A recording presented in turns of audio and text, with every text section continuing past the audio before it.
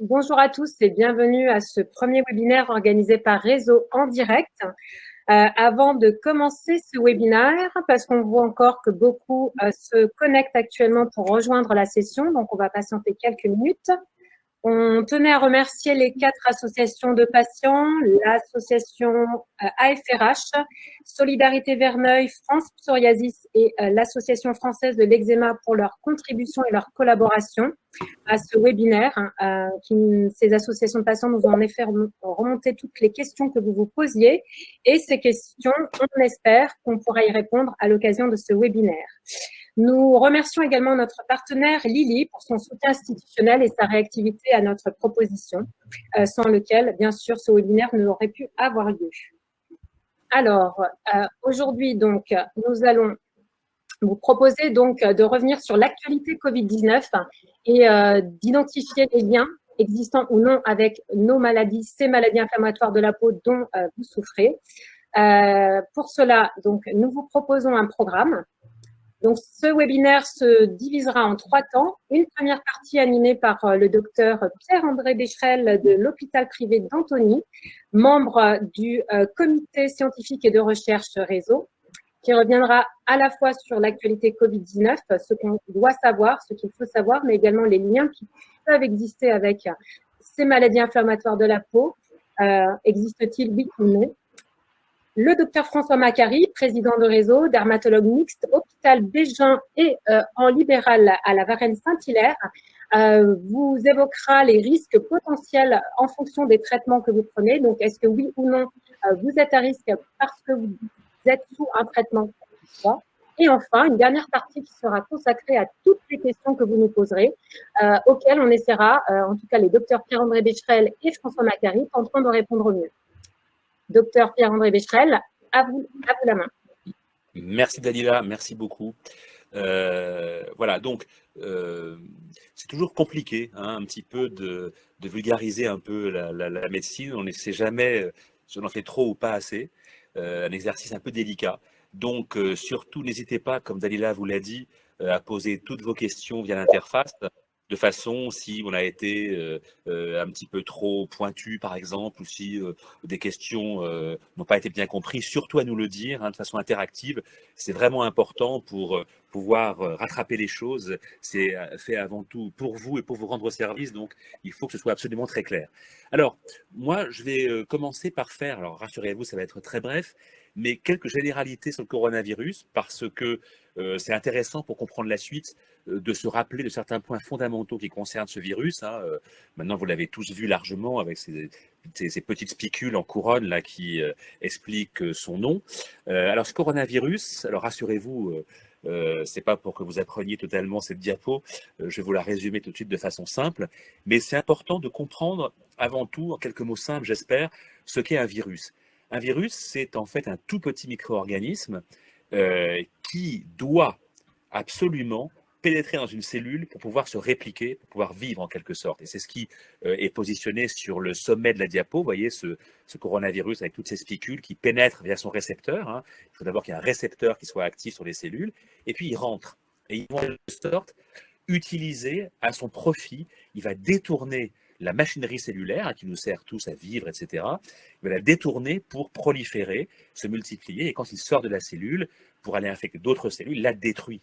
C'est pourquoi un virus, ça peut être parfois aussi efficace et aussi terrible sur le plan clinique, parce qu'il va détruire ces cellules hôtes et aboutir à des multiplications énormes de virus qui vont aller infecter comme ça des cellules les unes après les autres. Et il faut comprendre ça. Et le deuxième intérêt de ce schéma, et j'aime toujours le rappeler, c'est que un virus, c'est pas une bactérie.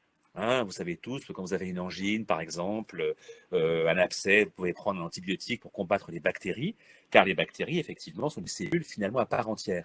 Un virus, hein, vous le voyez sur ce schéma, un virus, ça va venir parasiter une cellule. Par conséquent, les antibiotiques ne sont pas efficaces sur un virus, parce que le virus, c'est devenu la cellule en quelque sorte. Donc un antibiotique est totalement inefficace. C'est pourquoi on est si démuni pour les traitements. Les antiviraux sont peu nombreux en effet, et c'est pourquoi les antibiotiques sont totalement inefficaces pour empêcher la prolifération du coronavirus. Alors, ces généralités étant dites, c'est pas un nouveau venu le coronavirus, hein, il débarque pas comme ça. C'est un virus qui est connu depuis longtemps et qui donne notamment chez l'homme des rhumes, hein, il donne des rhinites, hein, un peu comme les rhinovirus, de façon assez fréquente. Donc on est nombreux à avoir déjà rencontré des coronavirus en fait. Simplement, ce qui se passe à l'heure actuelle, c'est que celui auquel on est confronté, vous le savez, était avant tout un virus animal, chez la chauve-souris, et puis c'est comme ça. Hein. C'est le hasard, vraiment, il a muté. Il a muté, et pourtant, ce n'est pas un virus qui mute souvent, mais là, il a muté. Il a muté, il est donc devenu eh bien, perméable à l'homme. Et comme on n'était pas habitué à ce virus, mais au virus qui donne les rhumes, eh bien, on n'a pas d'anticorps qui sont déjà présents dans l'organisme, et donc, eh bien, il nous attaque de façon si facile, car nous étions totalement incapables de nous défendre contre ce nouveau venu. Là, j'ai voulu vous montrer en fait cette courbe qui est issue d'une publication scientifique récente, que là aussi je vais vous dire tout de suite. C'est quand même d'insister encore plus sur l'importance du confinement. Voyez ici la courbe en rouge, qui est celle qui est très pointue là que vous voyez, c'est ce qui se passe, ce qui se passerait, ce qui est modélisé par les épidémiologistes si on ne se confine pas. Vous voyez que immédiatement le virus va proliférer très rapidement d'une à l'autre, on va avoir un pic d'épidémie absolument fantastique. Et c'est ça qui explique que les services de réanimation pourraient être totalement, mais là c'est pas comme maintenant, totalement dépassés et débordés. Alors que la courbe en vert vous montre ce qui se passe maintenant, c'est-à-dire en respectant les fameuses règles, c'est pour ça que c'est fondamental de les respecter. Vous voyez qu'on va écrêter un peu cette courbe et permettre d'étaler beaucoup plus les formes aiguës, c'est aussi fondamental. Et puis j'en parle à peine, parce qu'il faut rester optimiste quand même, la partie bleue de la courbe un peu à droite, c'est ce qui pourrait peut-être passer si une deuxième vague devait arriver. Mais enfin, on est loin d'en parler encore, donc on va passer là-dessus. Positivons. La transmission, rappelez les idées reçues, c'est avant tout le contact rapproché. Hein, donc le virus ne se promène pas dans l'air. Hein. Si quelqu'un est très loin de nous, nous ne pouvons pas être contaminés. C'est les postillons quand on parle, quand on rit, quand on éternue, bien sûr, c'est fondamental. Et souvent, il faut qu'une distance soit inférieure à 1 mètre. Et puis, ce sont des surfaces on touche très souvent des poignées de porte, par exemple, des brosses à dents, on n'a pas fait attention, on a partagé avec quelqu'un d'autre. Là, le virus peut être transmis. D'où l'important de ne pas toucher comme ça, vous voyez, dans une maison, faire attention qu'on ouvre une porte, etc. Se laver les mains dès qu'on rentre chez soi parce qu'on a touché quelque chose des transports en commun, dans les grandes surfaces, etc. La contagiosité, eh bien, on ne sait pas trop, à vrai. On pense que c'est environ 1 semaine en moyenne, c'est ce qu'on pense. On n'est pas totalement sûr que certaines personnes ne continuent pas à l'excréter un peu plus longtemps, donc c'est parfois un peu tangentiel. Comment on le diagnostique? Encore aujourd'hui, c'est l'écouvillon dans les fosses nasales, hein, où on va directement racler le virus, si vous voulez, et puis par des techniques spéciales, on l'amplifie, comme on dit, et on le met en évidence. Il est là ou pas là. Alors, c'est une technique compliquée, un peu coûteuse, c'est pour ça qu'elle ne peut pas être appliquée à tout le monde. Et bientôt, on pense vraiment dans les 15 jours peut-être qui vont arriver, on aura les sérologies. Vous savez, c'est les prises de sang qu'on fait, comme pour une sérologie d'hépatite, de VIH, etc. On a été en contact ou pas, ça va être vraiment important, notamment pour un diagnostic, je dirais, de la population, mais c'est pas encore disponible, on va la voir. Et comme je vous le disais en vous montrant le schéma, les traitements, on parle beaucoup de l'hydroxychloroquine, bien sûr, mais vous savez que ça n'est pas encore démontré. Hein. Ça pourrait être un objet de vos questions si vous le souhaitez tout à l'heure, mais c'est pas démontré. Ce virus donc, donne des rhumes, il donne évidemment l'infection pulmonaire qu'on connaît actuellement, et puis vous avez tous vu que ça se compliquait un peu, il y avait entre autres des atteintes cutanées qui apparaissent maintenant, dont on pense vraiment qu'elles sont associées au virus, on appelle ça les engelures. Pourquoi? Parce que ça apparaît souvent en plein hiver, hein, quand il fait froid, certaines personnes fragiles ont des extrémités qui deviennent violettes. Maintenant, on voit de plus en plus de personnes qui ont ces engelures alors qu'ils n'ont absolument, alors il ne fait pas froid en ce moment, qui n'ont jamais eu ça avant. Et pour certaines raisons, on pense en effet que ça a un lien en tout cas avec le virus. C'est préliminaire, mais c'est quasiment une certitude. En dehors de ces signes cutanés, les signes évocateurs restent connus par tous. Hein. Il y a une fièvre, il y a une toux qui s'accompagne souvent, c'est assez typique de douleur et de difficulté à respirer, la fatigue intense, comme grippe, ça peut ressembler à ça un peu au début. Et ce qui est particulier, c'est qu'il y a des diarrhées, on en voit de plus en plus, et bien sûr, le fait de perdre le goût et l'odorat de façon brutale, du jour au lendemain, et qui est souvent un marqueur de début, et c'est très évocateur, franchement. Alors, on va rentrer dans le vif du sujet, et c'est beaucoup de vos questions. On sait qu'il y a une grande inquiétude. On avait beaucoup de questions passées. J'ai une maladie auto-immune. Suis-je vraiment à risque de développer la maladie? Et ça permet de faire un petit point sur ce qu'est une maladie auto-immune et sur ce qu'est une maladie auto-inflammatoire. Quelle est la différence entre les deux? Eh bien, une maladie auto-inflammatoire, c'est une maladie, je dirais, de la défense immédiate. C'est l'immunité immédiate, le danger, on a une infection, on réagit très vite. Et quand on a effectivement une réponse excessive, on fait une maladie dite auto-inflammatoire. Exemple typique, notamment parmi ceux d'entre vous qui êtes présents ce soir, c'est la maladie de Verneuil, une drachénite, c'est une maladie auto-inflammatoire. On a des germes qui se multiplient dans les plis, par exemple. L'immunité de défense de première ligne réagit trop, pour des raisons complexes, et ça réagit, ça crée l'inflammation, les abcès, etc. Ça, c'est l'auto-inflammation.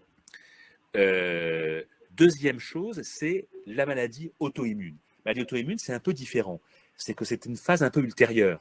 Autrement dit, l'immunité, on va dire complète, un peu noble, plus élaborée, se trompe. Et elle va effectivement attaquer les uns ou les autres, elle se trompe de cible en quelque sorte. Donc on est au-delà de la simple inflammation. Il y a des maladies que vous connaissez, hein, les noms sont connus, lupus, polyarthrite, etc. Il y a souvent des anticorps d'ailleurs, hein, qui sont des marqueurs de ces maladies, dont on sait qu'ils vont venir attaquer l'organisme et déclencher la maladie. Donc, vous voyez, auto-inflammatoire, réaction d'urgence un peu non spécifique, ça part tout azimut. Maladie auto-immune, on est ciblé sur un organe donné, souvent avec des anticorps qui sont ciblés de façon un peu plus tardive. Et pour ce qui nous concerne ce soir, la maladie de Verneuil n'est pas une maladie auto-immune, c'est une maladie auto-inflammatoire, donc un excès de réaction, une agression donnée qui est bactérienne. Idem pour l'eczéma atopique ou dermatite atopique, là aussi c'est une réaction excessive à divers allergènes de l'environnement, qu'on respire, qu'on mange, etc. Hein, on parle souvent, médecin, d'une rupture de tolérance, donc on tolère moins bien que les autres certains allergènes qui nous entourent et on réagit de façon... Mais ce n'est pas auto-immun, hein, c'est pas comme il constituait vraiment une réaction complexe qui nous attaque. Et par contre, le psoriasis, lui, il est à la frontière entre les deux, hein, c'est un continuum. Ça commence par de l'auto-inflammation, on réagit à une agression, une bactérie, un stress quel qu'il soit. Et puis, ça évolue au fil du temps vers une vraie auto-immunité. Et c'est pourquoi, vous le savez tous, hein, qui avez la psoriasis, les biothérapies sont si efficaces qu'elles vont venir cibler vraiment du système immunitaire. Alors, cas chronique, on pourra y revenir dans les questions si vous voulez, c'est un peu plus complexe, mais on ne sait jamais. Mais le point important, c'est que ce soit auto-inflammatoire, auto-immun, malgré tout, le système immunitaire, il continue à travailler globalement, normalement. Certes, il se trompe parfois, et contre une agression banale, il continue la plupart du temps à se défendre normalement. Une bactérie, un virus, etc. Par conséquent, ça ne veut pas dire, et je ne voudrais pas qu'on fasse l'équation facile, j'ai une maladie auto-inflammatoire, auto-immune, égale, je me défends mal contre les infections qui m'entourent. Absolument pas. Et d'ailleurs, je pense que la plupart d'entre vous, vous le savez intuitivement déjà, quand vous avez un psoriasis, par exemple, vous ne faites pas beaucoup plus de grippe que les autres, pas beaucoup plus d'angine que les autres, etc.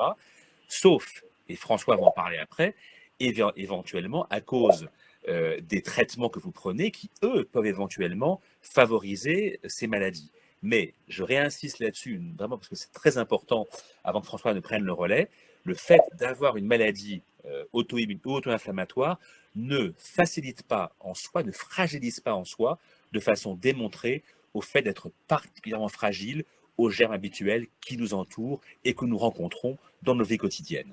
Alors, le problème des traitements, c'est autre chose. Donc, juste avant de passer la parole à François, oui, la maladie de Verneuil, ce n'est pas une maladie auto-immune, hein, c'est une maladie auto-inflammatoire, c'est clair, c'est une réaction excessive. Les patients Verneuil sont-ils des patients à risque? A priori, non, sauf si c'est prise de traitement particulier. Mais je pense qu'avant de passer, je pense à ça, peut-être qu'il vaut mieux que François prenne le relais, Dalila. Je pense que je passerai à ça un peu plus tard, donc on va passer pour les traitements le relais à François. Hein, François. Voilà, donc je vais prendre la parole à ta suite, Pierre-André. D'abord, je salue toutes les personnes qui nous écoutent et je reconnais sur le chat les noms qui défilent de nombreux patients à moi. Donc, je vous salue aussi et nous sommes là pour vous informer, vous accompagner, Pierre-André et moi, mais l'ensemble aussi des dermatologues de notre réseau des dermatoses inflammatoires spécialisés dans les dermatoses inflammatoires, sommes là pour vous accompagner, nous sommes là pour vous. Donc, Effectivement, il y a de nombreuses questions. C'est en famille presque, François. Hein. On est presque en famille avec nos patients. Hein. Donc, de nombreuses questions qui remontent, et notamment voilà, sur ces traitements, ces fameux traitements des dermatoses inflammatoires chroniques, dans le psoriasis, dans l'eczéma, essentiellement, mais aussi dans la maladie de Verneuil, puisque ces traitements arrivent, ou en tout cas vont prochainement arriver, et puis dans l'urticaire, il y a aussi une biothérapie. Alors voilà, est-ce que ces traitements que je prends sur le long cours font de moi quelqu'un de plus à risque, particulièrement exposé au risque infectieux Covid-19? Donc c'est une question importante à aborder, et c'est vrai que, et tu l'as très bien dit Pierre-André, voilà, il y a de l'immunité dans ces affections, donc des traitements qui agissent sur l'immunité. Après, est-ce que le fait qu'ils agissent sur cette immunité et qu'ils puissent l'affaiblir présente un risque important ou pas? Donc, je vais aborder ce sujet avec vous. Mais avant, quand même, juste un rappel sur ce qui est déjà un traitement préventif de l'infection Covid-19, mais qui peut avoir une répercussion sur nos patients, notamment nos patients présentant un eczéma chronique, une dermatite atopique, un eczéma chronique des mains. Donc, on nous recommande, et les médecins vous recommandent, de se laver souvent les mains, d'appliquer des gels hydroalcooliques pour empêcher le virus, justement, pour faire barrière au virus, et d'utiliser plus souvent encore que d'habitude les bio-nettoyants pour les surfaces. Alors, bien entendu, cela est important, mais présente un risque d'irritation des mains, de ce qu'on appelle une dermite d'irritation des mains, avec une douleur qui peut s'en suivre, mais aussi du coup, du fait de cette douleur et de ces mains, de cette peau au niveau des mains altérées, une moindre application du coup des précautions de contact, et notamment l'application des gels hydroalcooliques, ainsi qu'une aggravation potentielle d'un eczéma chronique des mains. Alors, comment reconnaît-on cette irritation des mains lorsqu'elle arrive? Eh bien, ça brûle, ça démange, c'est rouge, ça peut faire de fines peaux à la surface. Ça débute souvent au niveau du dos des mains, entre les doigts, avant de s'étendre sur l'ensemble des mains et des poignets. Alors, ça peut également favoriser une allergie de contact. Alors, en sont responsables, eh bien, le lavage très fréquent des mains, et notamment à l'eau et au savon, plus de 10 fois par jour, expose à une dermite irritative des mains. Le fait aussi d'utiliser à main nue des bio-nettoyants. Mais les gels hydroalcooliques, eux, ne sont pas, contrairement à l'idée reçue, responsables d'une sécheresse ni d'une irritation. Par contre, s'il y a une dermite irritative des mains, l'application de gel hydroalcoolique peut effectivement, lorsque les mains sont abîmées, être mal tolérée. Alors, pour ce faire et pour prévenir ce problème, jamais en même temps appliquer des savons et des gels hydroalcooliques. En cas d'irritation ou même pour prévenir l'irritation, idéalement utiliser des pincures gras ou des synthés doux. Les synthés sont en fait des solutions nettoyantes sans savon. Utilisez plutôt de l'eau tiède que de l'eau très chaude, bien rincée. Et sécher ses mains en évitant les frottements qui sont irritants, mais plutôt en tamponnement doux. Voilà. En cas d'eczéma chronique des mains, attention tout particulièrement à certaines activités qui peuvent léser les mains, notamment le ménage, le bricolage, le jardinage. Nous sommes confinés, nous nous occupons, donc nous faisons peut-être plus de bricolage que d'habitude, alors attention. Et l'application de crème émolliente plusieurs fois par jour, même en dehors d'une dermite irritative des mains, mais pour prévenir cette dermite irritative des mains, c'est important. Plutôt privilégier des crèmes émollientes sans parfum. Et votre pharmacien notamment est tout à fait à même de vous conseiller. Alors, avant d'aborder les traitements par voie générale, par voie orale et par voie injectable, un mot sur les traitements locaux, tout particulièrement donc pour la dermatite atopique, l'eczéma de façon générale et le psoriasis.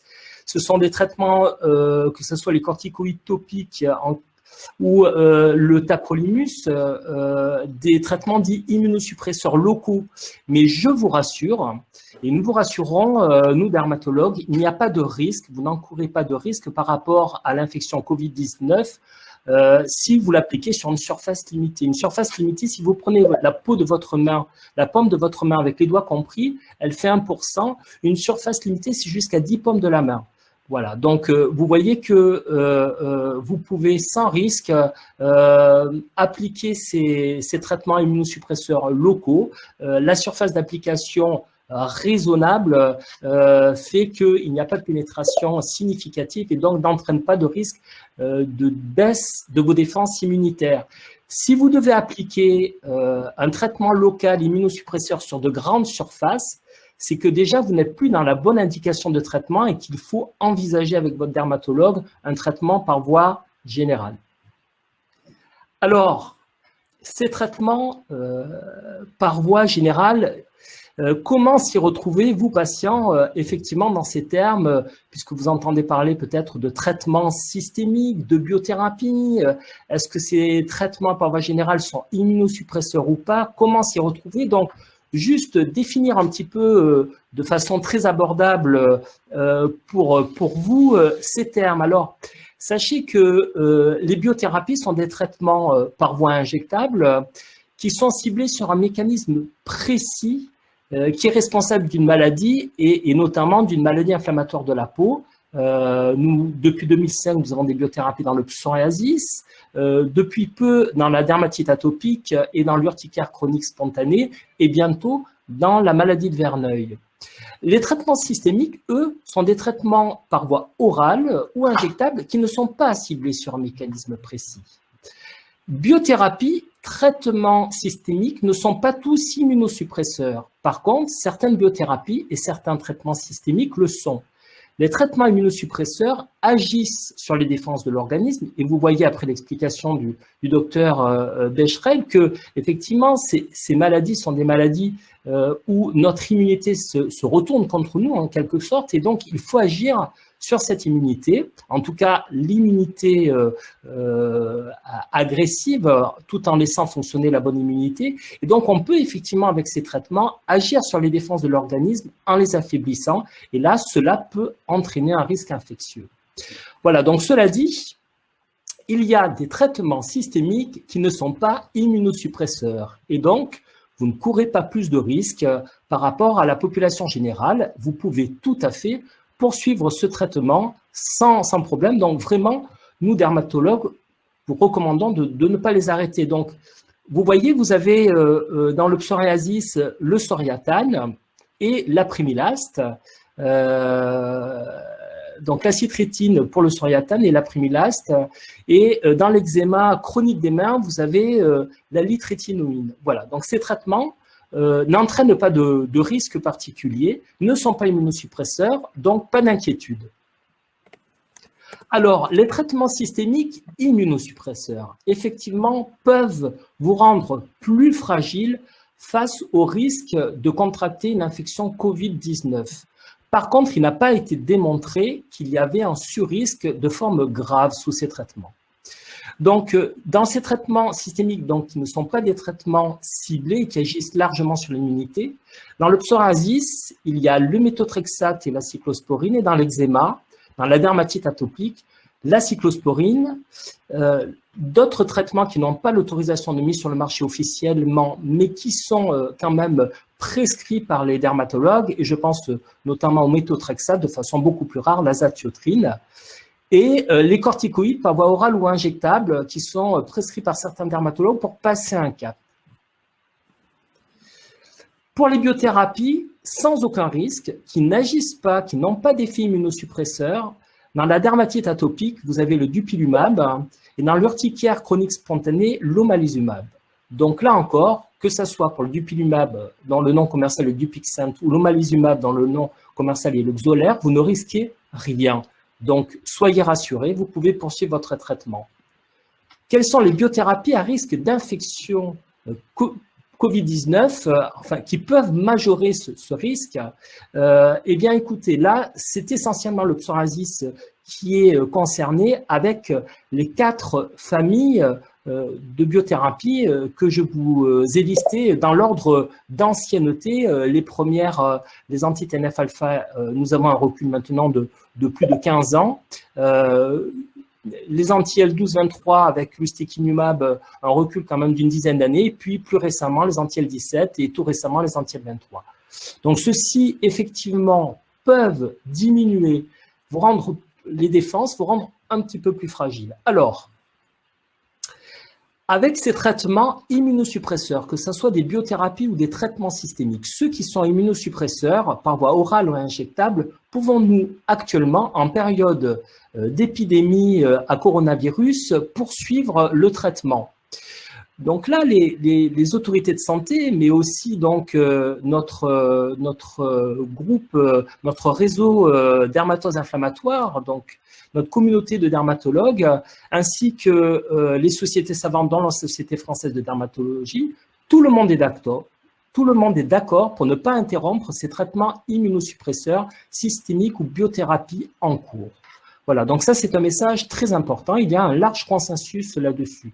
Le risque de faire une forme grave, même si vous êtes plus fragile pour avoir une infection Covid-19, le risque de forme grave n'est pas démontré. Alors, par contre, arrêter votre traitement peut lui entraîner une rechute de votre maladie qui peut vous fragiliser face à l'infection. Et pour ce qui est des corticoïdes, l'arrêt brutal des corticoïdes est dangereux. Hein. Donc là, je me permets d'insister là-dessus, n'arrêtez pas brutalement les corticoïdes. Alors tout ceci, bien entendu, est à moduler en fonction de la gravité de votre maladie, du risque de rechute de cette maladie si vous arrêtez, je pense notamment à la dermatite atopique, mais il faut bien entendu tenir compte aussi de ce qu'on appelle les comorbidités, c'est-à-dire d'autres maladies que vous pourriez avoir et qui pourraient vous fragiliser plus, et notamment le diabète et l'obésité.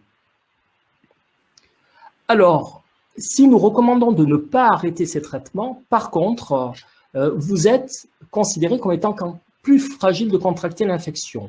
Donc, vous devez respecter tout particulièrement les recommandations des autorités sanitaires et le confinement.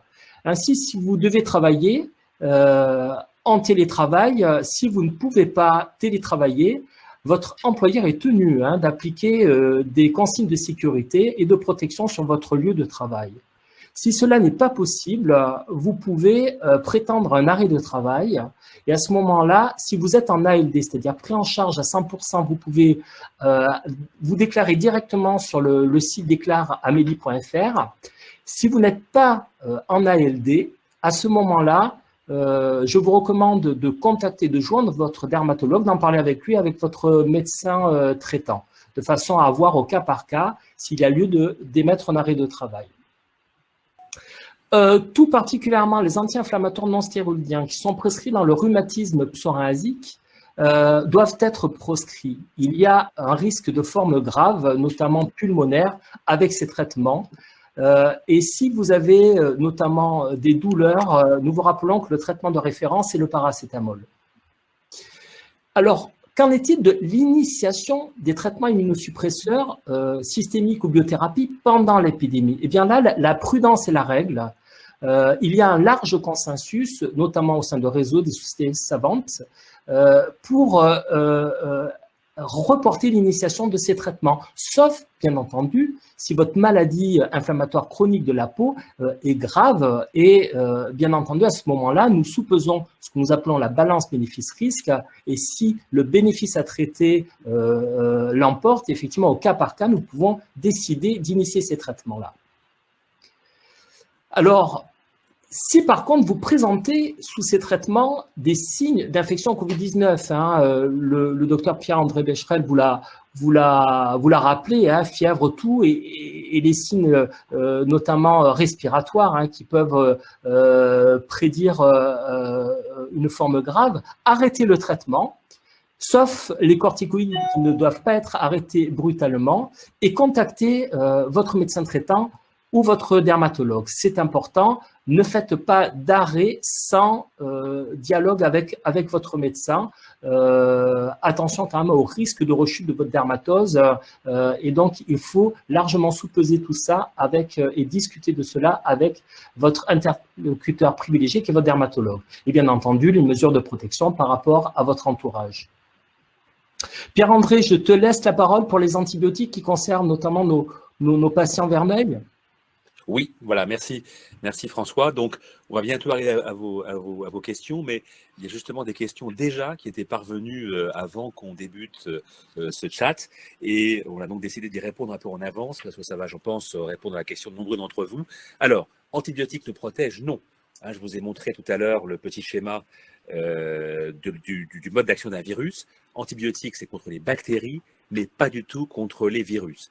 Par contre, ils peuvent parfois avoir une utilité en cas de surinfection. Dans le Covid, par exemple, on part de l'atteinte pulmonaire très sévère et en plus peut se surajouter une bronchite bactérienne, une pneumonie bactérienne supplémentaire. Et là, les antibiotiques peuvent aider. Mais ils peuvent aider pour traiter, parce que là, la complication du virus, mais non pas le virus lui-même. Ça, c'est quelque chose qui est important de comprendre. Donc, l'antibiotique comme antiviral, ça ne fonctionne pas. Alors, qui contacter quand son médecin est injoignable? Alors, je sais que ça arrive parfois, hélas. Bon, alors, en tout cas, si c'est un médecin qui vous suit à l'hôpital, les urgences de l'établissement où le médecin travaille, ça c'est toujours une bonne façon de faire parce qu'il y a toujours une façon de le contacter, toujours une ligne souvent directe qui est maintenue pour savoir effectivement quoi faire, votre dossier est connu, etc. Donc c'est vraiment important. Les associations, bien sûr, hein, elles sont nombreuses ce soir à avoir organisé avec nous cette rencontre et elles ont souvent un répertoire de médecins spécialisés experts dans des maladies qui sont un petit peu répartis sur tout le territoire et donc elles peuvent donner des coordonnées d'urgence. Voilà, tout bêtement, François, moi par exemple, dans nos petites zones respectives, on est disponible, vous voyez, pour ceux qui ne vont pas bien. Enfin, c'est comme ça que ça fonctionne. Donc, c'est aussi une façon de vous retourner si même le problème des urgences ne fonctionne pas bien. Une question qui nous a été plusieurs fois posée, notamment pour les patients qui souffrent de maladies de Verneuil, c'est comment gérer des affections multiples lorsqu'à cause de l'épidémie de Covid, la chirurgie a été déprogrammée et qu'on n'a pas pour l'instant, vous le savez, de date vraiment très claire, très solide pour la chirurgie. Eh bien, là encore, c'est le médecin référent qui doit être le premier à contacter parce que il faut savoir que tout n'est pas non plus bloqué. Voilà, un exemple typique, dans mon hôpital par exemple, il reste une petite activité chirurgicale d'urgence. Donc si un malade qui a un Verneuil fait des abcès très volumineux, il reste possible bien sûr d'opérer en urgence, quelqu'un qui a un appendicite, etc. Donc il y a toujours une petite filière qui se poursuit. Donc c'est possible. Il faut donc contacter votre médecin référent, comme on l'a dit, les urgences, mais il est possible bien sûr de le faire. Si ça n'est pas possible ou si l'abcès n'est pas aussi urgent que cela, il y a bien sûr, comme vous le savez, des protocoles antibiotiques particuliers à la maladie de Verneuil qui sont souvent puissants et souvent utiles sur plusieurs semaines en tout cas. Vous savez aussi que parfois, ce n'est pas fait souvent en France, ça peut être une grande utilité. On fait des injections locales, attention, hein, ce ne sont pas des corticoïdes qu'on avale. On fait des injections dans certains abcès et ça peut parfois grandement aider et calmer en tout cas les problèmes. Alors, pour le vrai-faux, tu veux que j'en parle ou tu prends la main, Dalila? Alors oui, merci docteur Pierre-André Becherel et docteur François Macari. Beaucoup de questions, énormément de questions. Alors, juste pour faire une petite synthèse sur vos présentations actuellement, en gros, si j'ai un psoriasis, un eczéma, une maladie de Verneuil, une urticaire chronique, est-ce que la maladie en elle-même me surexpose, me fragilise en période de Covid-19? Ben, on l'a dit donc au début, non. La maladie en elle-même, non. L'auto-immunité, l'auto-inflammation ne fragilise pas. Et d'ailleurs, j'ai vu passer aussi certaines réactions d'entre vous. Et certains disaient, ben oui, j'ai un psoriasis et je n'ai jamais été plus malade que ça, etc. Donc, vous le savez tous intuitivement déjà, la maladie en elle-même ne favorise pas en effet une infection. Donc, pour les traitements, on a énormément de questions sur les traitements, beaucoup de questions sur le méthotrexate. Je ne vais pas suivre finalement le fil, puisque finalement, on a des questions assez précises. Alors, docteur, sous méthotrexate, suis-je à risque ou pas? Alors, juste mais tu le diras aussi, Dalila, ça sera possible de revoir ce webinaire en replay parce que effectivement, on passe peut-être un peu vite et vous pourrez revoir un petit peu ce qu'on a dit de façon plus posée.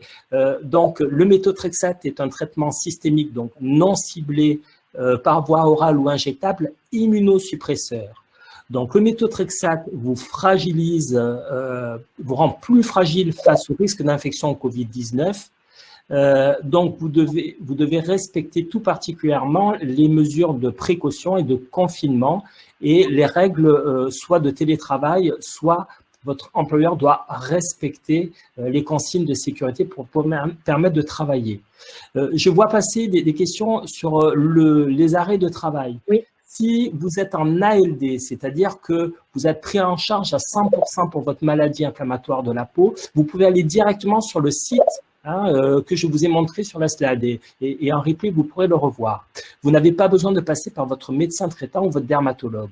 Si vous n'êtes pas considéré à 100% pour votre maladie inflammatoire chronique de peau, si vous n'êtes pas en ALD, à ce moment-là, il faut contacter soit votre médecin traitant, soit votre dermatologue qui verra au cas par cas si vous devez bénéficier d'un arrêt de travail compte tenu des règles de sécurité qui ne sont pas forcément optimales pour vous et qui vous rendraient plus fragile à ce moment-là, plus à risque d'infection Covid-19.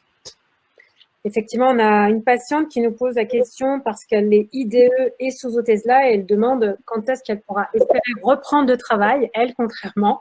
Donc, c'est la question inverse. Voilà, est-ce que ce sera au moment du déconfinement? Est-ce qu'il faudra qu'elle attende? Alors, dans mon exposé, moi, j'ai mis ce qu'on appelle les DCI, la dénomination commune internationale. Je n'ai pas donné les noms commerciaux.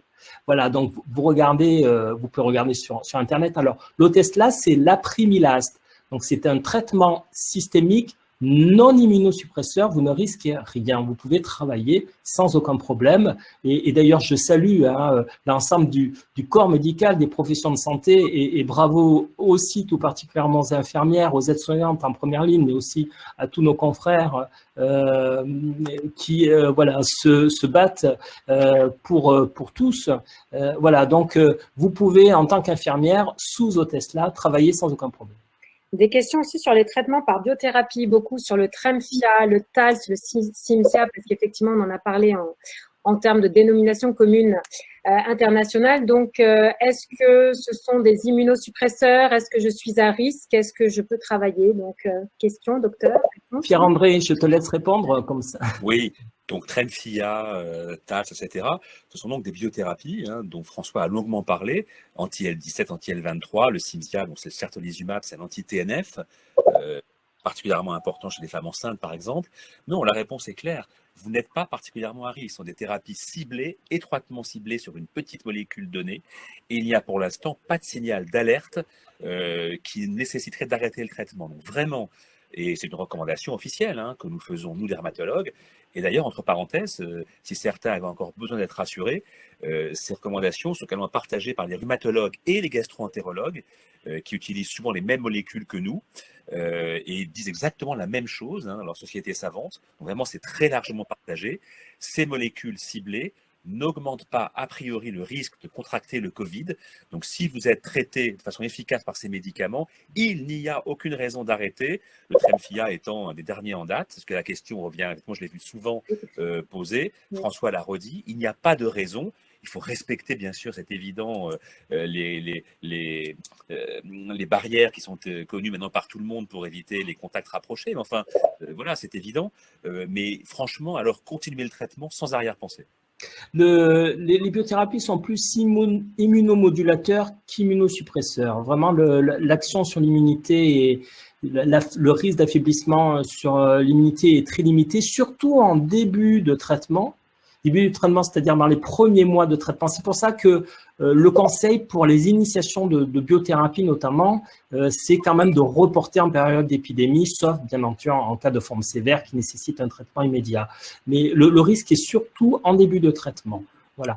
Donc, les seules biothérapies où vraiment il n'y a pas d'immunosuppression, donc c'est pour la dermatite atopique, le Dupixent et pour l'urticaire chronique spontanée, le Xolair. Les biothérapies du psoriasis, elles sont considérées comme immunomodulateurs, agissent sur l'immunité, sont susceptibles notamment en début de traitement d'affaiblir un peu l'immunité. Voilà. Alors, dans le prolongement de cette question, vous avez parlé tout à l'heure effectivement des précautions de confinement, de distanciation sociale à respecter, des gestes barrières aussi à respecter. Beaucoup nous demandent si ils peuvent reprendre, par exemple pour les instituteurs et les personnels soignants notamment, mais d'autres, si sous ces traitements-là, ils peuvent reprendre le travail au moment du déconfinement qui est a priori annoncé, et si oui, voilà, quel risque? Dans la mesure où on a dit qu'il n'était pas nécessaire d'interrompre, il ne fallait pas interrompre, sauf avis contraire de votre dermatologue, les traitements, au déconfinement, vous poursuivez votre traitement. Voilà.